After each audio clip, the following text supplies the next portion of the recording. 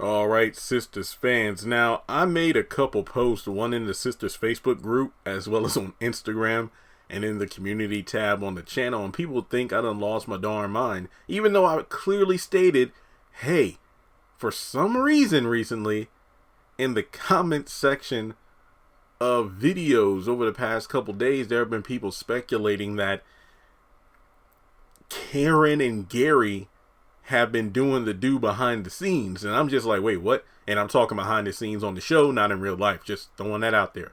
Not Ebony and Cheeto. I'm talking Karen and Gary behind Andy's back, behind Aaron's back. I just don't know how this makes any sense. I mean, I will say this much because I have been reading the comments, between the people thinking I've lost my mind, even though, again, I've clearly stated this is not my theory.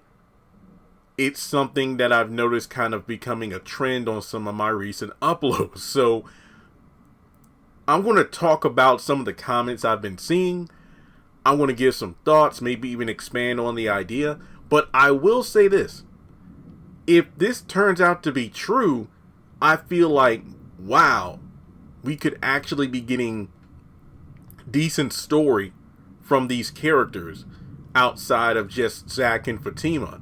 Because in a way, and I know this sounds like a weird example, but maybe it's because I got Spidey on the brain with the new Spider-Man movie coming out soon. You know how in the MCU, if you're an MCU fan, there's a lot of people who are just, look, Robert Downey Jr., he left as Iron Man. And then when you look at the Spider-Man movies, he's Tony Stark, Iron Man Jr. And every time Peter has a villain, it's somebody who's like, trying to get revenge on Tony. And then Spider-Man gets somehow involved and yada, yada, yada. So let Spidey have his own thing going on. It's kind of the same thing with the Fatima and Zach relationship.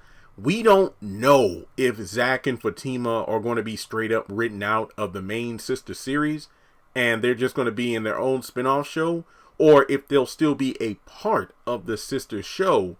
It's just that they'll have their own show on the side, which, I feel is a good idea because perhaps if they aren't around as much in the main series, this will give Tyler Perry an even greater incentive to write better stories for the main sisters. And I've said this since it happened at the beginning of season 3. I love Fatima. She's in the opening credits, but I never considered her a sister. There was the potential for it in season 2 where she met everybody at Andi's celebration party for winning the lawsuit against the law firm. But after that, it became clear, yeah, Fatima's cool, but she doesn't need to be part of that clique. She's better off, with Zach and, her own friend group in the series. So if, let's say, Zach and Fatima are either completely written out of the show or they have a far more reduced role in the main sister show, this could be the chance to give Sabrina, Danny, Andi, and Karen more, I guess you could say, just better storylines. That's the best way to put it, because I feel like we're all tired of seeing the same thing over and over. It's the number one show, but if the main draws, if the main, the ticket, I guess you could say the main reason people watch the show or, go to the game by buying tickets, it's Zach and Fatima. So if Karen and Gary have been messing around, holy crap, that would be amazing. So here are potential pieces of evidence. So keep that with a grain of salt, when I say potential pieces of evidence. Now, some people have been speculating, well, Jeremy, remember a couple episodes ago where Gary got on the phone right in front of Andi? He's like, hey, did you get my flowers? I'll be over in 20. This and that, pretty much showcasing, Andi, I've been cheating on you this whole time. There have been people saying that the woman on the phone was Pam. And I just want to take a moment to let you listen to the call. So if you can bear with me one moment, I'll put the clip in and we can go from there. Hey. Hey, baby. Hey, so I'm telling her I'm going to the gym, but I'm about to be at your house in 20. Oh, I love it. I'll be waiting for you. Okay, did you get the roses I sent you? Yes, I did. Thank you. Okay, I'll see you soon. Okay, I can't wait. I love you. I love you too. Now, there have been people saying that sounds like Pam and certainly not Karen, and I agree with that. And if you want to hear Pam, let's hear her talk for a little bit. Well, good. Did you have a good time last night? Yeah, the voices kind of line up when you listen to them like that back to back. But here's the thing.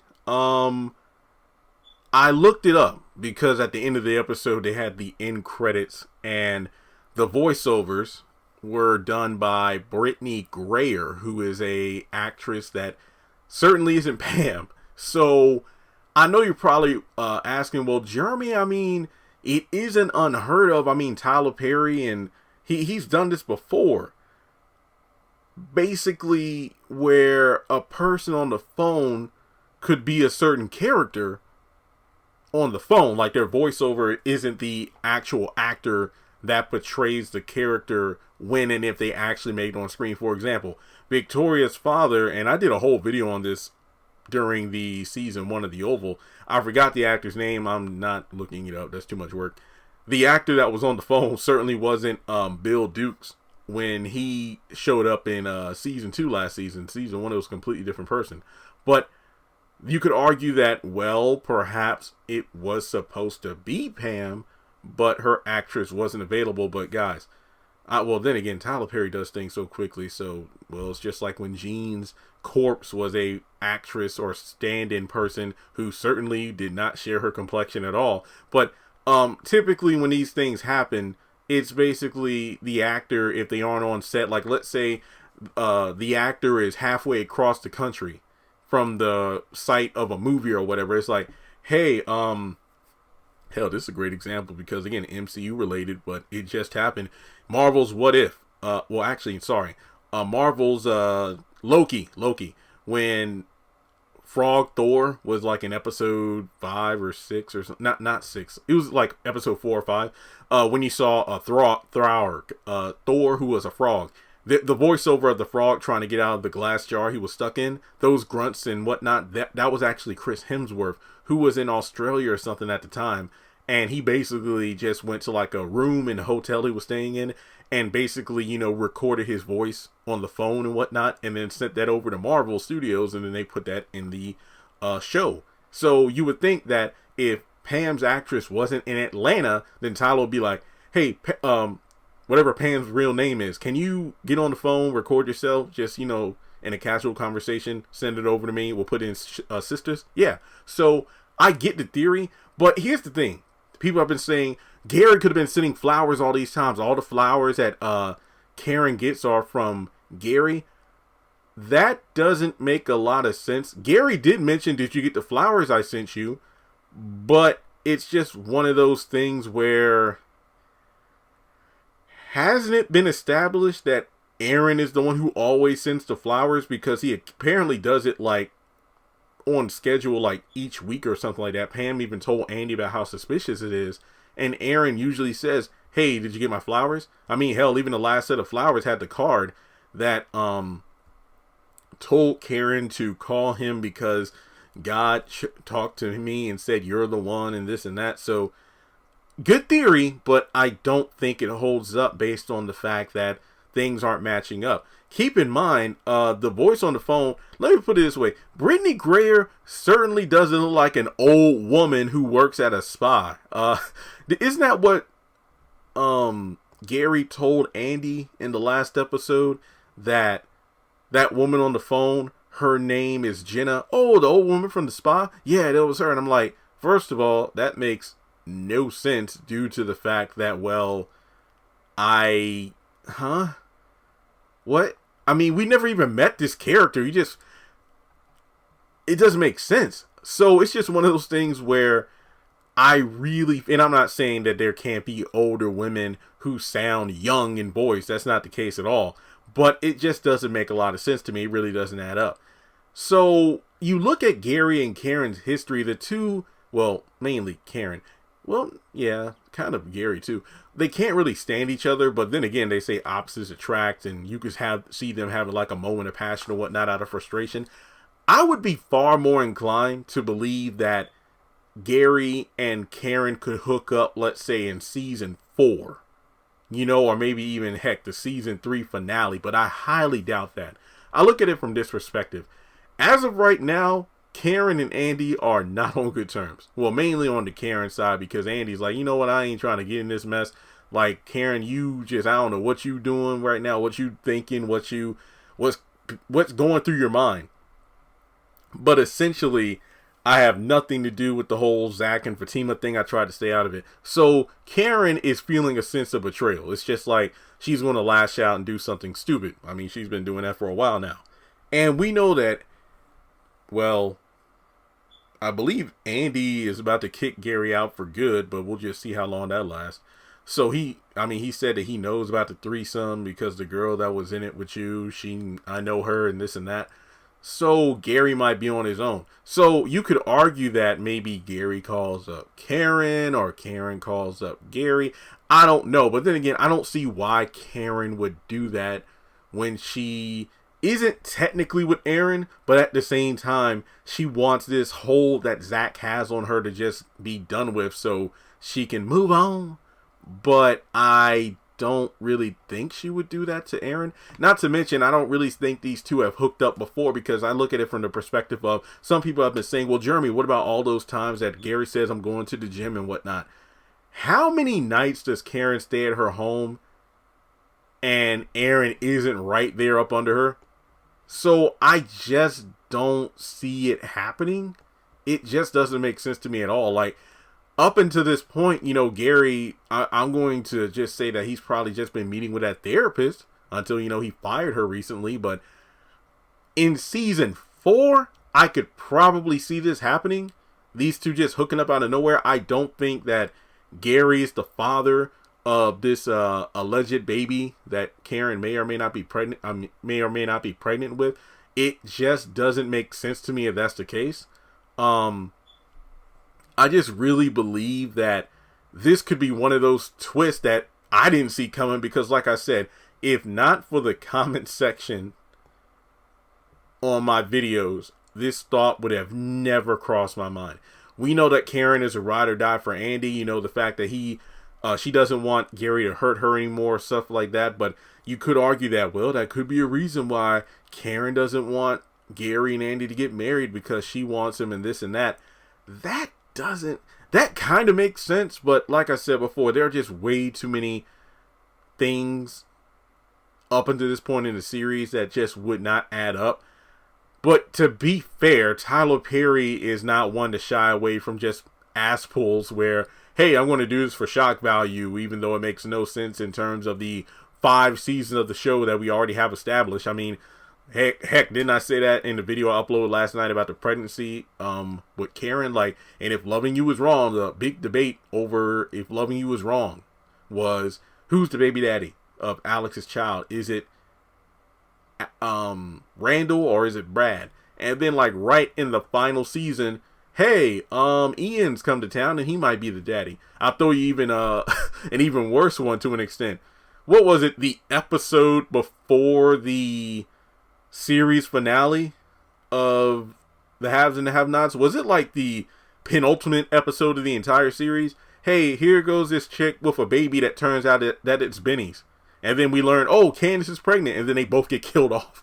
It's like, why the hell did you put him in there? So if Tyler Perry wanted to rock the boat, yeah, the Karen Gary thing would be wild. Like imagine Karen going so far to get back at her best friend. I mean, in a way, she could twist it around where it's like, well, you did to Gary what I did to Zach. I just kicked him to the side, and well, another woman who was better for him decided to give him a shot. That would be insane. But here's something that I feel nobody's mentioned, and if you want to take this and run with it, how come Karen is the only woman, or excuse me, out of Andi's friend group, how come Karen is the only person who's been getting those legal documents? Because remember that Karen was the first one to get it. I don't believe Andi's ever gotten one. I think these have gone directly to Karen at the salon. And I know that she showed the first one to the girls at the girls' night, the one where Andi sat with Robin and had those drinks, and then Gary came up. But it showed that Andi is being sued by Jasmine as well as her friends as accessories to ruining her marriage. But I'm just very, intrigued that apparently the second piece of paper, which we still don't know what the nature of the paperwork is, but I'm inclined to think it's probably even something further with the Jasmine thing. What's going on there? Why is Karen getting the document? Does Jasmine possibly know that Gary's been messing around with her too? But Leslie, her PI from season 1, was told to really just focus on Andrea Barnes. It could be. But like I said, it just seems a bit of a stretch. But it could be the thing that really spices things up. Because like I said, if we're really about to lose Zach and Fatima in the main series, then Tyler needs to rock the boat. I will admit, if this is true, this could actually justify Gary still being around. And I've said that before where, hey, Cheeto, Anthony, aka Calvin, and so many other characters, even though I'm not big fans of their characters because I feel like they've run their course 1 or 2 seasons ago, but Tyler Perry still wants to keep them around because, hey, it helps them pay the bills, make money, keeps them in a job. I have nothing against that. But if you're going to keep people around in the show way longer than they need to be, keep the stories fresh to justify keeping them around. So by doing this, you could really show, oh wow, Karen's going down a really dark path. Do I like that aspect of it? No, because I feel like it's doing Karen's character a lot worse than what she truly deserves, and that's better than what she's been getting. Ebony has been murdering the role. I did a whole 22-minute video talking about the scene between her and Zach at the end of last week's episode, but I just feel like it's a shame. But I will say this much: if you're going to ramp it up by making the sisters really have animosity between them and drama, I like it. It just makes it feel like the Joan and what was her name, Tony drama in Girlfriends, where Tony really wasn't a good friend of Joan at all, but at the same time Joan still kept her around as a friend. And you could argue that in Sisters we could have the besties Karen and Andi truly reaching a new level of, I guess you could say, a new stage of their quote-unquote friendship to determine if they should be friends or not, because if Karen would stoop so low just to hurt Andi on purpose, what does that say about her as a person? So that's all I got for this particular video. You let me know, do you agree with this theory? If Karen and Gary have hooked up, do you think that it's happened in the past? Or do you think, no, Jeremy, this is too crazy? I don't think they hooked up at all, but based on what you've been saying about how Andy's going to kick Gary to the curb for good, allegedly, and Karen is mad at Andi right now and feels betrayed, do you think she will purposely go after Gary? Especially at the strip club, when it seems like they're going to have one of those girl talks where they all catch up on what's going on in each other's lives. And if Andi talks about the Gary thing, which I don't know if she will, because she's literally said multiple times, I don't talk to the girls about Gary anymore. So if she does and finds out the whole Gary thing is going south, then Karen might be like, okay, maybe I'll make a move on him. But again, we will just have to wait and see. As always, even though I do feel like it's a bit far-fetched, this is why I like reading the comments, even though I don't respond to everybody because Lord knows how long that would take. Sometimes I see, diamonds in the rough where even though a theory might be a bit, rough around the edges, with a little polish and looking back at some evidence, there might be some truth behind it. I mean, like I said, out of all the sisters, Karen really is the one who takes those one-on-one talks with Gary seriously. Not as a group, but she's the one who approaches him and just tells him what's what. Like, hey, if you hurt my friend, I'm going to shoot you. I'm going to do this and that. And, well, we know Jasmine's unstable, and he was married to her. And, of course, the drama, Andi loves it. So to have a woman like Karen who's straightforward and doesn't take no shit, they might be a match made in heaven, even though I really think that I would love to see the dynamic of Hayden and Karen together. maybe them trying to sabotage the relationship of Zach and Fatima, but I digress. So as always, make sure you take a moment to hit the thumbs up button to show you like the video. Hit subscribe as we get closer to 200,000 subscribers. I don't know what it is. Maybe it's because it's the end of the year, holiday season. More advertisers put ads and videos, and videos are being, promoted more by YouTube, I guess. But the channel is booming. We're doing pretty dang good. In terms of the numbers all around have been going up, and I'm happy to see it. So like I said, we're closing in on 200,000 subscribers. Also, follow me on social media. Links are in the description below. Hit the bell icon and select all. That way you do not miss out whenever I post content on the channel. And if you would like to donate, feel free to do so on PayPal or Cash App.